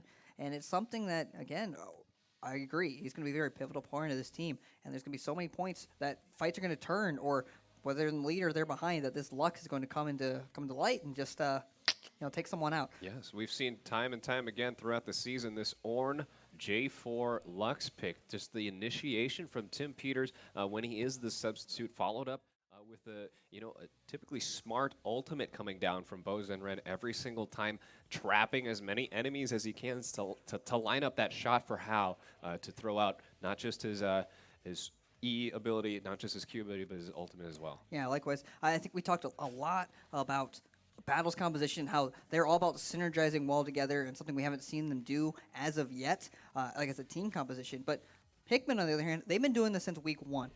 I remember the Lux, I remember the Jarvan the 4th ultimates combined together in week 1. So Hickman High School's been on that same page from the beginning, and it's going back to kind of a more comfortable look for them in this game, and I like that. I like that decision. They have to win 2 games now if they want to potentially win this series, so it makes sense to go back to a more comfortable play style, more comfortable team comp, just to secure that win in the second game. And it could very well happen as we start Game 2 Hickman A Squad versus Battle A Squad in our postseason matchup for semifinals. They are playing for a championship spot this Wednesday, May 16th. And here we go. The sides have swapped. We have now Battle High School on the left side. I realized the names in the tab were changed. Changed them back. They did not save. So actually, even though it says Hickman High School is blue, it is actually Battle that is blue this time around. So on the left side, Battle High School, they're sitting at a 1-0 record. They are blue side. We have Gabriel Clapp in the top lane, that being Fateful Salmon playing his Aurelia pick. In the jungle position for Battle High School, we have Anusa El Walid being Scrumpy on the Sejuani pick, a very comfortable pick for her. She says before she loves to be her front line, loves to be the tank, taking all the damage and engaging for her team, and that's something that Sejuani is very good at. Yeah, her ults will decide where these they team will plays. land. We did a little bit of practice yesterday during our one-on-one coaching academy hours, and she played fantastically on this champion, knowing when to peel, when to engage. So we're most likely going to see that same sort of confidence coming out in this matchup. And in the mid lane, we see Cameron Clapp, Ruling Ocean playing Cassiopeia instead. Again, a different pick from what we saw from the Annie before, but a champion that we know he's pretty proficient on, and we've seen him carry games before. So let's see this pick into the Lux. Lux does have a little bit more range, though, so this laning might not be as easy as it was for last game. In the bot lane for Battle High School, we see Evan Young playing Morgana, the Binding champion. Not as much a supportive style that she won't provide buffs to her teammates. She won't heal them. She does provide a shield that will, it's kind of a spell shield, so it negates any sort of spell damage and magic damage. And Charbel playing Misfortune, the dual-wielding Pirate Lady. Sorry, we're getting ready for the gank coming in from Uncle Angel. Real early level 2 gank coming in from the Tribush, forcing the flash and the heal from Charbel, as well as the exhaust. A very worthwhile gank for Bozen Ren, Uncle Angel. And of course, let's not forget the Hickman squad. Now in the top lane, we have Tim Peters. Hey, that's pretty good. Playing the Ram God that is Ornn, with his ultimate ability that can summon pretty much a giant spirit ram to knock up any of the abilities that, or any of the champions that are in his path. In the jungle position, we have Bozen Ren playing one of his favorite champions, Jarvan the Fourth, and we do have a first blood on the map with Bozen Ren. He hasn't even cleared his top side jungle yet. He's decided to stick around bottom lane after forcing the flash and the heal. Does manage to give that kill to Matthew Perkins, which we know he can take advantage of these leads by his aggressive playstyle. Yeah, go ahead. I was just going to finish up the introductions in the mid lane, of course. Hao Huang playing his Lux character. We talked very extensively about this. A very comfortable pick. Will make an impact later in the game. You can count on that. Finally, in the bottom lane, Matthew Perkins and Renee Tellman playing Ezreal, and this time the Soraka pick going towards Hickman High School. Good synergy so far throughout the season. And I'm sure with this one kill, Matthew Perkins will start to step up and do some serious damage. And I like the turnaround for Hickman High School, making the decision to gank that bot lane early. Already got the flash at the level 2, comes back around, secures the kill, and now it's kind of like a flip situation from what it was last game. That was Anusa who got the early kill over to the bot lane of Battle this time. Bozen Ren doing a great job getting his bot lane ahead. And just an aside, are we able to disable the Hickman High School, Battle High School tags on stream just to avoid any sort of confusion? No, actually, funny thing is, it was actually reversed last game as well. So that's the only reason why it swapped that situation. So that's actually, I recall, actually, we did swap it, but unfortunately it was actually correct this game around.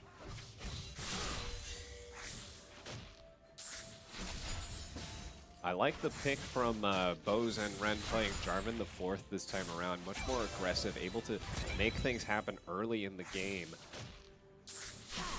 as opposed to his Trundle pick.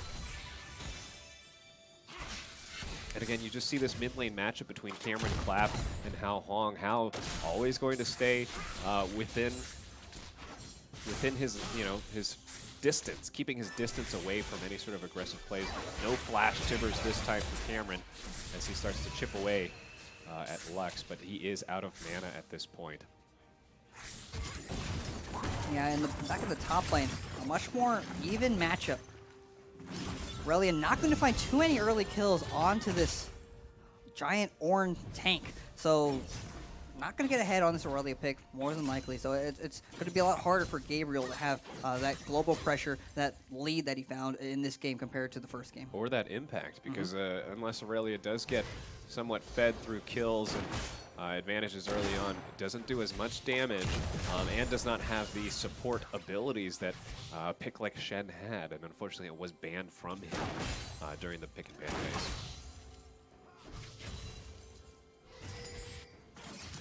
So at around the 6-minute mark, about a 100 goals difference in favor for Hickman High School. Still an extremely close matchup. First blood going towards Matthew Perkins after a classic Bo bot lane stay.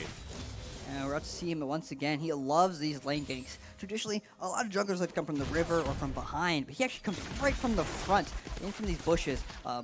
Battle High School will not have any vision. They do not know that Bo is sitting in that bush. If he walks up too far, Bo is definitely going to try to find an engage. They actually do have vision of the other bush. They put a ward in it, so eventually, if Battle bot lane walks up too far, they can find that gank. We know Bo has been super patient in these ganks. We got another kill going in for Battle High School. Yeah, small clap from the audience.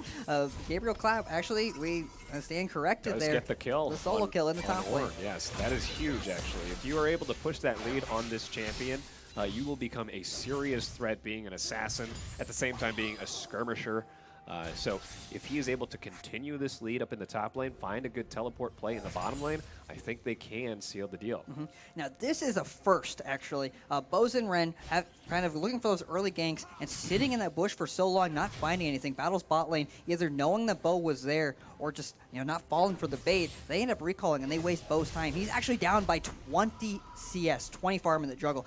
It's not very often that Anusa is ahead of another jungler, just from some of her jungle passings and just her more timid playstyle sometimes. But this time, made from the coaching yesterday, much more confident pathing, much better job clearing her jungle camps, and she's now doubled the farm of Boz and Ren. Yes, during our coaching that we had yesterday, we played an entire game where we were able to sit down individually with these players, and I told Anusa, you need to make sure you clear your jungles, because that's free experience, that's free gold that you're missing out on. If you don't feel confident, or any of your teammates don't tell you that I have a gankable lane right now, you might as well start farming up so you could get to level 6 as fast as possible, get your ultimate ability in. And we're about to see the two junglers meeting up in the bottom lane river. Yeah, Boz and Ren hasn't really been on the top side of his map yet. Still has all of his camps up there. Potentially might look for some pressure in the top lane as we see Gabriel clap now with a significant lead. I shouldn't say significant, but maybe a significant pressure lead now that he had that first kill. He's kind of let Ord know, Tim Peters, I can kill you, even though you are so tanky. He's currently up by 1 kill, up by about 13, 15 CS now. And now with that confidence, he's starting to put wards in the enemy jungler, now able to identify and track Bo in his own jungle. So this gives pretty good advantage. Yeah, great dark binding coming out from Evan Young. The silence will root him in place, though. Cookie, Renee Talman getting real low. Now it's a 2v1 with Ghostubot, also forced to forcing a heal away. And flash from the Hickman bot lane. They now also have pressure with their minion wave crashing into the turret in just a moment. Yeah, actually, if we're looking at the advantages right now, even though the first blood went over to Hickman High School, it is Battle that has the advantage in this game. If you're looking at the CS, the farm differentials, Cameron ruling Ocean, he's currently up by almost 30 CS in the mid lane, 80 to 53. And that's why we see right now all the pressure going in favor of Battle. You see Anusa with the pressure in the river, forcing Hickman High School to kind of stay under their towers. And we'll see exactly how Boz and Ren, the jungler for Hickman High School, decides to play this. All 3 lanes pretty much pushing up against himself. For Hickman High School, we do see an ultimate coming in from Anusa, throwing and stunning the enemy mid laner. They do secure the kill, giving it appropriately to Cameron Clapp in the mid lane. Fantastic ultimate and gank coming from Anusa. Yeah, the main reason why I said yes there is I wasn't sure if Cameron Clapp was going to follow up on that gank by Anusa. He was a little bit out of position there, wasn't walking up. Maybe in a good sense, though, he wasn't giving away that Anusa was there. But both ultimates coming out, Cameron flashes forward to secure the kill. And because of that pressure now gone in the mid lane, they're translating that into the first neutral objective, that being the Ocean Drake for Battle High School. Early lead going towards Battle High School. Teleport coming down from Gabriel Clapp, trying to... does finish that teleport, threatening to say, hey, I'm ready for this team fight. You know, potentially looking for a forces play Hickman in the to back bot up. lane. Five members of Battle High School in the bot lane. Maybe potentially knocking on the door of the first tower. This is actually a play that you normally see from the Hickman squad, is grouping up so early in the game, pressuring for that first tower blood, as they now chip away at the tower and the minion waves that come along. How does come to the bottom lane to help out in any sort of way. He can actually wave clear as opposed to Matthew Perkins. Yeah, Tim Peters maybe a little bit confused on what his role is in this fight.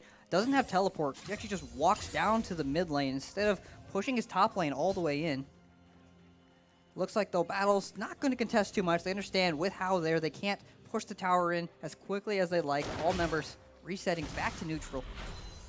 And again, that comes down to the discipline that Battle is starting to learn towards the end of this season, taking an advantage, getting that that gank off in the middle lane against Tao, and then transitioning that into a dragon, trying to transition that dragon into the first turret blood, noticing that they can't get it, and resetting.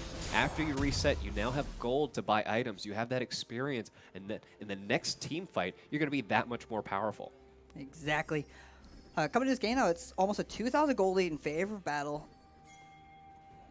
Definitely nothing for sure yet when it comes to strength-wise. We haven't seen Hickman High School group quite yet. Seen the signature Jarvan the 4th ultimate on top of the Lux ultimate, that being the How and Bow synergy that we've seen so many times from the Jarvan the 4th and the Lux together on this composition. And at a later point in this game, I'm hoping Hickman High School is able to really make some of those calls and pull it together, because right now Battle probably has a lot of the initiative, a lot of the probably the foothold in this game to make the plays. And at the 12, make that almost 13-minute mark. We do see a flash coming in from Bo, getting his first kill of the game, putting down the pressure on Cameron Clapp. Yeah, what we saw previously, we actually saw the Renee Tellman using her Soraka ult to heal How, saving his life. And then, right there, the jungle mid synergy, like we saw before, or just talked about. He comes right in, saves his mid laner, essentially just locking down that kill. And that's another kill going in favor of Hickman High School. So trying to even it up, and that's what Hickman needs to do right now. Find those picks, find the kills where they can, get gold in their pocket so they can eventually get to that mid-game team fighting point. And that's where they need to be, which is good. Very good for Hickman. Plays like that only really happen thanks to good communications from the teams. Again, Cookie Renee Selman using her ultimate ability across the map thanks to the voice communications that they have here at Ukatsu HQ. Yeah, it looks like Scrumpy potentially looking for a gank in this bot lane. Does have the ultimate, throws it out, forcing the flash from Gosubot. Pauly's a little bit low. It is a 3v2 situation, though. Gosubot running as fast as he can, will avoid the binding. If that binding were to land, definitely Pauly would have secured the kill. In the end, though, Scrumpy does pick up a kill on the Cookie Renee Tellman. In the top side, though, that is currently where Bo is at. Clearing a camp, maybe potentially trying to get a return gank in the top lane. We're actually seeing a teleport all the way down to the bot lane. So Cameron Clapp going for a real risky dive, forced to use his stopwatch to avoid the turret damage. Great job by Scrumpy, though, continuing to take the tower so that Cameron Clapp could escape. Tim Peters, ADS pretty good with his TP to the bot lane. And here we go, like step 4. How coming in clutch with his roam down, getting a clean snipe onto Pauly Charbel. They will not get any more out of this fight with the Lux roaming down to the bot lane. Great binding coming out from Evan. Both Ruling Ocean and Scrumpy real low, forced to recall. How taking a fair bit of damage, though, from the Dark Binding from Evan Young. Overall, a net 1-for-1 trade, with kills going towards Cameron Clapp and Hao Huang, the both mid laners of this match, ultimately one of the key damage dealers for both sides.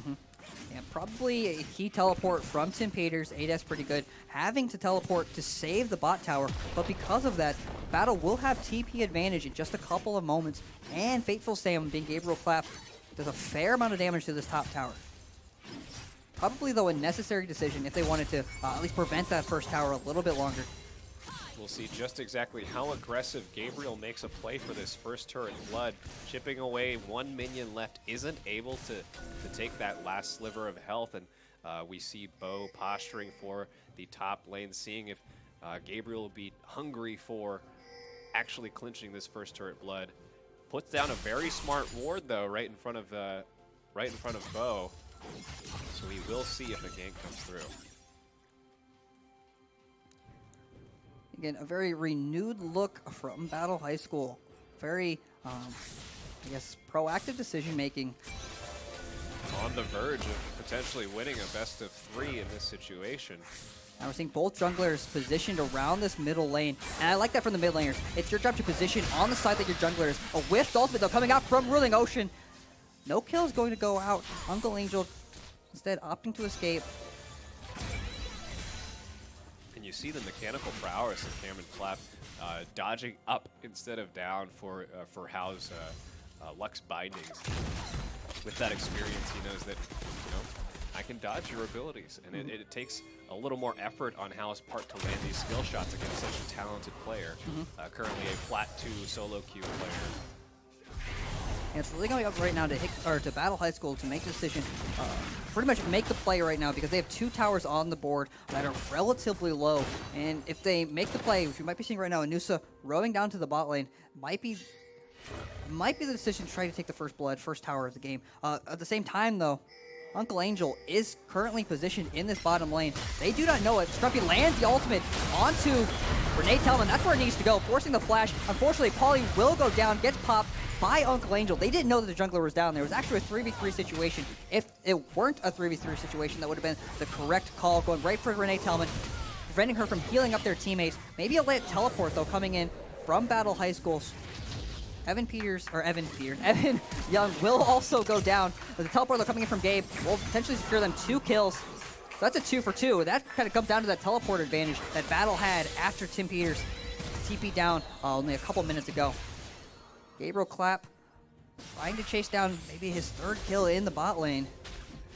But with that pressure, Battle will likely pick up the first turret of the game. That being the bot tower. Good play, though, by Hickman. Objective for Battle High School as they continue this small advantage that they have now with almost a 3, make that 4,000 gold lead. We'll see if any of Battle's High School roster will rotate up top to combat Tim Peters, who is now pushing down on his own. Yeah. Luckily enough, he will not push that as quickly as Gabriel did before. And initially, that looked like a great play from Hickman. They had the numbers advantage. That was going to be a clean double kill for them. Unfortunately, it comes down to that TP advantage that Battle had. Tim Peters wasn't able to respond, nor was he able to stop the teleport. I'd say all in all, Battle played that very well, even without knowing that Bo was in that bottom side bush. I would say huge props to Anusa for landing the ultimate on Soraka. On the right person, arguably. Another thing that we talked about, you want to save your ultimates for your key targets. That's exactly what she did in that fight. Yep. And I know they're friends in real life, but at this point, they've got a little competition spirit going between the two right now. Yeah, with that pressure, Battle rotates forward to the mid lane, and they take the first tier tower there as well. 3 members now in the mid lane. The Rift Herald, though, will go over in favor of Hickman High School onto Bosun and Ren. But right now, it is Battle High School that has most of the control in this game. They're only up by 1 kill, but they're also up, though, by 2 dragons and over 4,000 gold. With another turret in the top side, that's pretty easy pickings if they so choose to take it. That's why we see Gabriel Clapp rotating to the top lane, trying to push that in. All 5 members of Hickman High School, though, are positioned now around the mid lane, while they still have waves pushing from the bot and the top side. Probably up to them now to make a decision here, make a call, make a play. We're seeing the Rift Herald being spawned in the middle lane here. 3 members of Battle, 4 members of Battle are here to respond. Chances are they will take out this Rift Herald fairly quickly with 4 members of Battle right there. Gabriel is split pushing in the top lane as well. Yep. Great binding coming out. Lux ultimate also landing, as well as the Lauren ultimate. But it is the Sejuani ultimate on top of Gosubot, locking him in place, preventing too much extra damage coming out. The Aurelia did secure the tower, and now she's coming in for the flank. Gabriel Clapp being spotted by Tim Peters. Battle is able to save what little health is still on this mid lane turret. And let's not forget that the 2 top and bottom lanes are now pushing heavily against Hickman High School right now. They have the pressure to take down even more objectives right now. Battle currently ahead 3 towers to 0. That's what's giving them that huge gold lead in this game. Yeah, half the tower health on the bot second tier is also gone just due to minions. Hickman High School trying to make a play in the mid lane, understanding they have the numbers advantage. They just weren't able to get the picks that they wanted, and it's Battle that kind of comes out net positive there objectively on the board. Again, this is a whole new level for Battle High School as we've seen throughout the season. You know, they mechanically, individually are pretty adept at the game, but now you're seeing these beautiful rotations, these beautiful shot calls in terms of macro play. Let's go for the bot lane. And right after we get bot lane tower, let's go for the dragons. Very smart play coming from Battle High School. And of course, we'd have to attribute that to Coach Salmons, who's done a fantastic job, not just being a coach, but a great mentor and keeping all their spirits high throughout the season. Yeah, interesting build here coming out from Poly, that being Charbel. He's currently sitting on a second item, Guardian's Angel. That means when he dies, he will respawn. And what makes me think the reason why he did that is just because his entire job here is to land his ultimate, just like that. Just like that. That's the battle composition, the battle wombo combo that we've been wanting to see from this comp. Basically, they land all their CC abilities, and then they just pile on the Misfortune ultimate. Just like that, Charbel got a triple kill, sitting at 3-3 record. 2 members of Hickman High School left, that being the top laner and the jungler.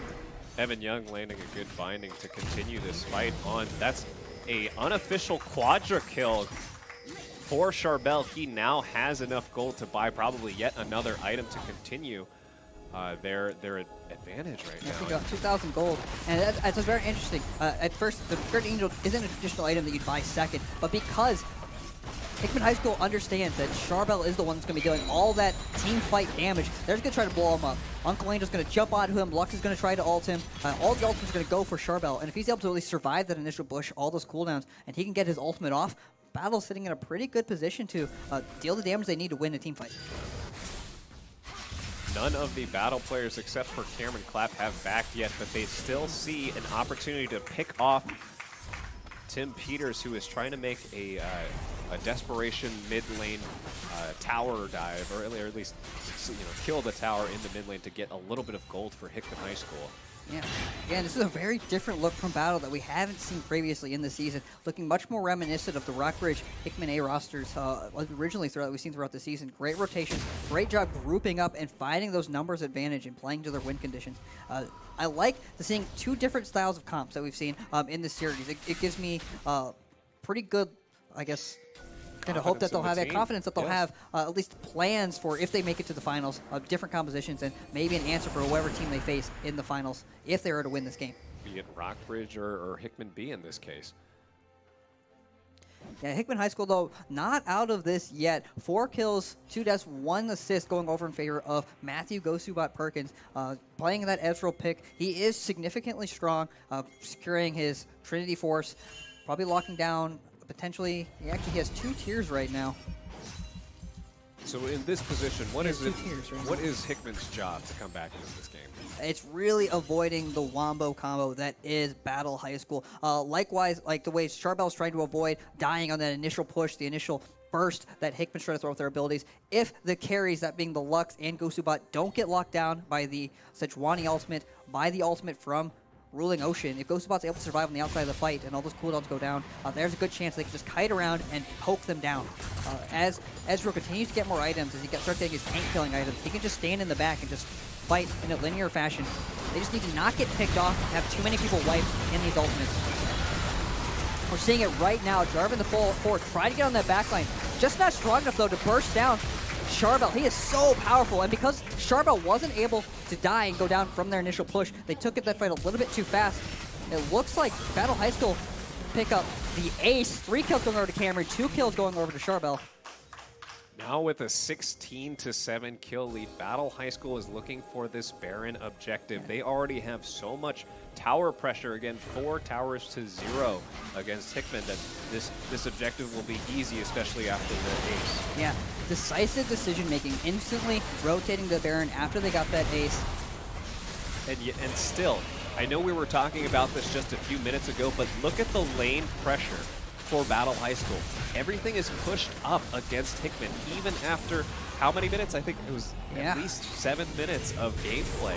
They've been continue pressuring every single lane for Hickman to respond. Yeah, and this maybe not have been the fight that they wanted to take. Tim Peters ulting forward, or not ulting forward, dashing forward, and essentially, because they use so many abilities trying to get that pick, just like forcing the engage, Battle's just able to counter-engage. You see the counter Sejuani ult, the counter Cassiopeia ult, and like we said before, they need to avoid those ults if they're to win those team fights. Unable to do because they thought they were engaging, they just get hit by all of those abilities, aren't able to deal the damage necessary to take down Sharpbell, who's still sitting on a Guardian Angel, so he's not going to die instantly anyway, and they lose that fight. Good counter-engage by Battle High School. Yeah, that one sliver of health on that turret still means it's up and shooting. Yeah, Ocean Replay Drake brought to you by Veterans United, by the way. Yeah, there's so much action going all over the match. Just don't want to miss any of it. Hal does pick up a kill onto Gabriel Clap in the top lane. Ruling Ocean, they'll pick up the return kill onto the jungler instead. That's a 1-for-1 with the Dragon going over in favor of Hickman. That's a lot of key ultimates burned, though, from Battle's side, specifically the Misfortune bullet time, that being the cone that we keep talking about. She stays alive, she can do that cone, and it deals so much damage, actually thousands of damage, actually. And if they're able to lock down, obviously she'll kill a lot of members, but she used it right there for free, and she won't have that now for at least another minute. Again, it's up to Battle to be able to push and be aggressive while at the same time not being careless. In these instances. Again, they have quite the advantage in terms of gold, in terms of items. You see a deathless game from Anusa, which also she had a deathless game as Sejuani yesterday during our coaching hours. She's very comfortable with this pick, not just on Zac anymore, so she is now a threat on multiple champions. Yeah, much better look specifically from her. A lot more gank pressure. Some games we hadn't seen her gank before 10 minutes are putting out 2, maybe 3 ganks this time around. The confidence from a jungler helps so much, specifically when you're trying to get your top and your mid lane and your bot lane ahead. Nusa, again, being a very standout performer in this series. And landing fantastic ultimates every single team fight. There hasn't been a single one where she's missed a key figure. And this time the flank, though, coming in from Hickman High School. They weren't quite prepared. Evan's going to get popped instantly by the Lux ultimate. Same with Cassiopeia. That's 2 kills going over for free. Great job by Hickman High School sitting in that bush, waiting for Battle to feel like they're safe, and they get stuck between a rock and a hard place. Identifying that Charbel, who is just in the top lane pushing that top wave, he was not in that fight, so it's a perfect time to engage. Yep. Hickman does not just get that first 2 kills, but get the tower as well. And this is an excellent play. No one quite going down yet. Oh, but instead, spoke a little bit too soon. Unfortunately, Gabriel Clap is so very strong on this Aurelia pick. Charbel making it to the fight, locking down the important carries, that being Gosubat and Renee Tellman. When you think about the Soraka pick and the way Evan played last game, never able to get hit, never taking damage. Unfortunately, Renee Tellman up a little bit too far, getting caught out early, and unable to heal her teammates to keep them alive. And just as quickly as Hickman finds a redeeming team fight, Charbel does enter the fight again, and still, the pressure, look at every single lane, top lane, middle lane, bottom lane, everything is at least on or across the river on Hickman's side right now. In my opinion, this is a complete 180 from the Misfortune I saw on Friday. Every single ultimate he's thrown out this game, aside from the one in the Dragon Pit, has been high value on the targets he needs to hit, dealing the damage he needs to deal. And that's the key difference between a successful Misfortune and basically just a champion that's there to throw out abilities. And Very with good that look from inhibitor in mid lane down, they now spawn super minions in the middle lane. And we see pings coming for a bot lane push. Arguably, it's probably from Charbel, who makes a lot of play calls in these matches. He's going to clear this huge Hickman wave in the bot lane and continue to apply pressure throughout. And I find that interesting, actually, that so many of the 80 carries in this league are kind of sometimes a shot caller. I mean, so many. I mean, 2. That being Gosubat and Charbel. Being a shot caller in the 80 carry position is a little bit harder when it's a little bit more mechanically intensive lanes. You got to manage so many things around you. It's not the easiest of roles to have on top of being a shot caller, or on top of being an AD carry specifically. So it's very interesting to see 2 AD carries specifically in this game who are, you know, sort of the shot callers for their teams. Hickman High School trying to find as much gold as possible, trying to clear these waves, kind of stem the bleeding that's happening right now to come back. They still do have at least one Drake in this fight, so they're getting replenished health and mana, but so do Battle as well, who is actually doing their best to clear wards in their enemy jungler. Yeah, they're pretty much on their last leg here. Again, this is only a best of 3, so if Battle do take the win here, which it does look like they're in a great position to do so, this will be the end of the series. Up by 11 kills, over 10,000 gold. And we will say again, Battle is the underdog, but with an exceptional performance today. We're seeing another engage coming out from Tim Peters, only landing the ultimate onto Evan Young.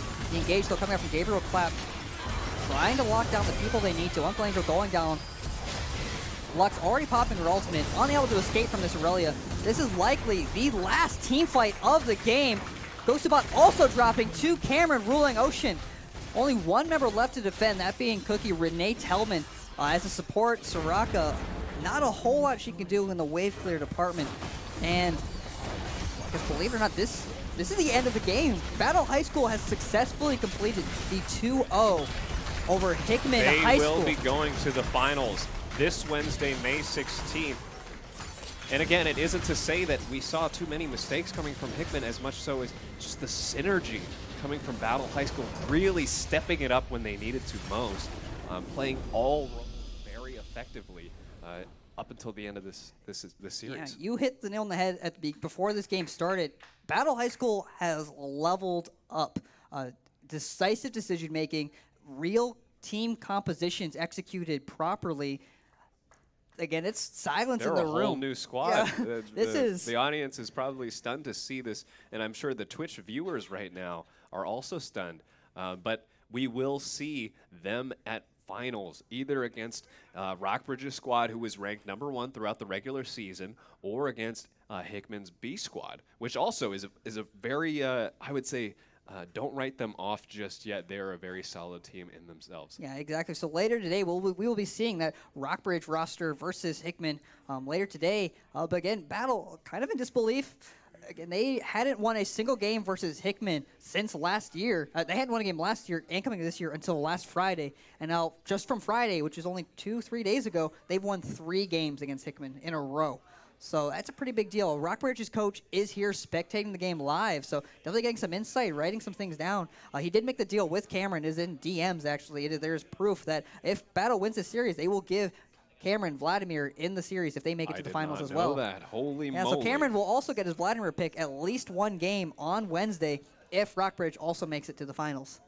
So that's pretty significant. Battle not as happy as I thought they'd be after this 2-0 victory, but yeah, we're going to have to wrap it up here, though, as we prepare for some of our classes later today. Yes, that's right. We have an Adobe Premiere Pro class, as well as a YouTube Let's Play class, as well as our Ukatsu Open Hours. But following all of that, we still have our next match in our semifinals tonight, which would be Rockbridge versus Hickman B, where Coach Ben Bruce will try to wrangle their JV squad to finals. He still has a shot to play in finals, and tonight everything is on the line to see if who will be playing in this final, because there's a potential for a Rockbridge versus Battle at Hickman Auditorium.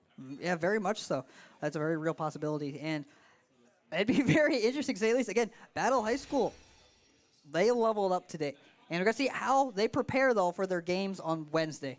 We hope that they've learned this synergy, this team composition, the macro and the micro plays, and they carry that over to finals, because we know Rockbridge or Hickman A, they are tough opponents. Mm-hmm. Theoretically, if Rockbridge is the #1 team in the league right now, if they move on to finals, that is not going to be easy. Now, they have not won a game against Rockbridge this entire season. So, again, like you said before, also they didn't win against Hickman until Friday. So, it's a very real possibility. But, again, we'll see you guys later tonight as we jump into the last semifinals games. And we'll see you guys in a little bit. Thank you guys for tuning in. Shout out to our sponsors, having Columbia College, Armstrong Teasdale, and Veterans United, and Hawthorne Bank for making this entire league possible. And again, everyone, the entire room is just kind of in awe because this was a very unexpected. Though we don't have any seniors. No senior, other than on the official A roster for Hickman. No seniors yet. So Hickman's roster will be able to play next year as well. Yeah. Again, no one expected a 2-0, much less or battle winning, much less a 2-0 over Hickman. So again, as people start to calm down and understand exactly what this means, we'll come back later tonight and give you guys an update on what the thoughts are of all the players. But without anything else, though, we'll see you guys later tonight. We're tuning out. Thank you, guys. Have a great one.